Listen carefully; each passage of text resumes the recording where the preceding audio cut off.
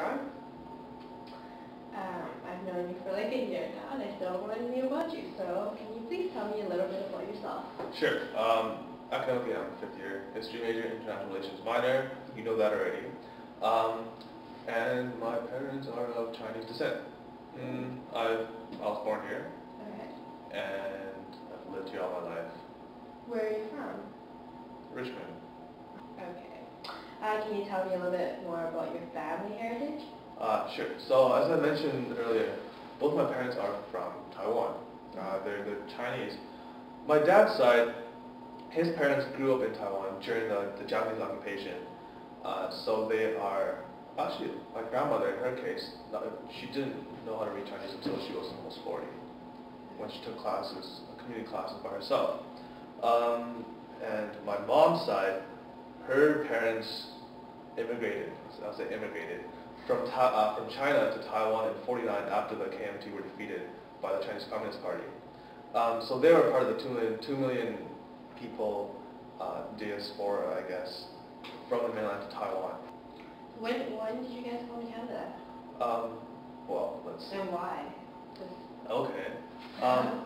Well, my dad's family never immigrated here. My dad came here as a student. He did his university, his bachelor's degree, I guess, in Taiwan, and then went to the University of Oregon for his first master's degree. For his second, he came up to UBC. On the other hand, my mom's side, she and her family immigrated here in the mid-70s. And it was interesting when they came here because they were Mandarin speaking, but the majority of Chinese immigrants at that point were Cantonese speaking.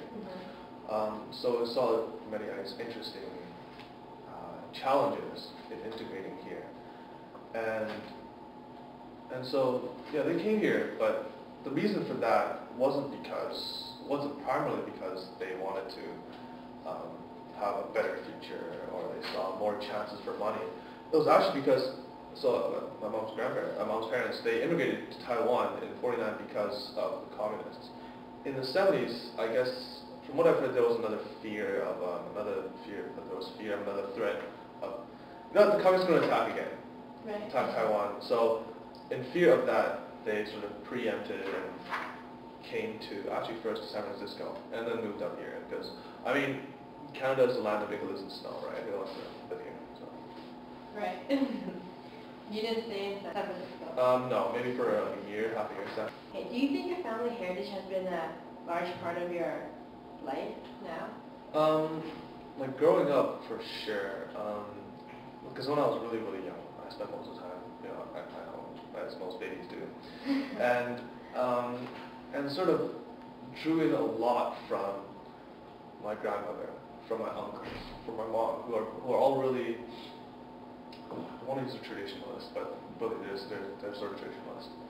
I get spanked a lot, and like all these like sort of like this old Chinese saying blah blah blah blah blah, and I'm like, okay, I'm a bad boy because Confucius said so, like sort of thing.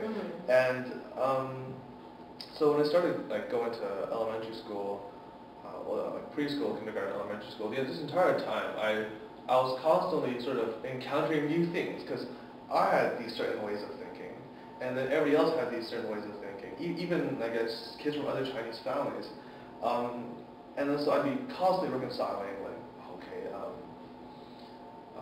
okay, so what sort of beliefs and stuff, and sort of a more strict family. Okay, so I'm really curious where your name came from, because I don't think I've ever known anyone named Wayron before. Well, so my Chinese name is Ling Wayron. This is sort of a long, a lot of sections. My Chinese name is Ling Wayron. If you're gonna like convert that to like romanize it with pinyin, it'd be W-E-I-R-O-N-G.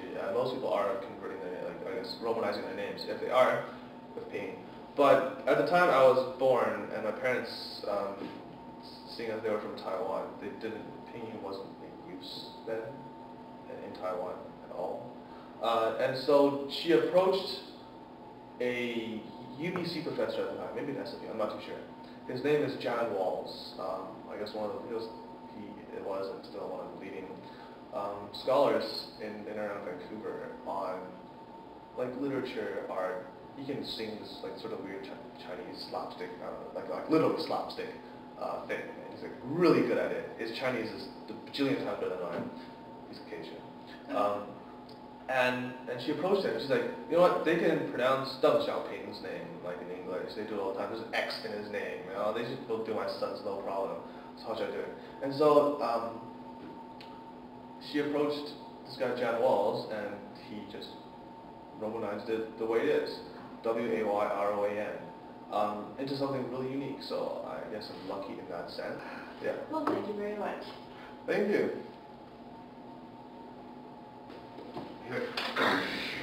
He's got a really, really strong grip.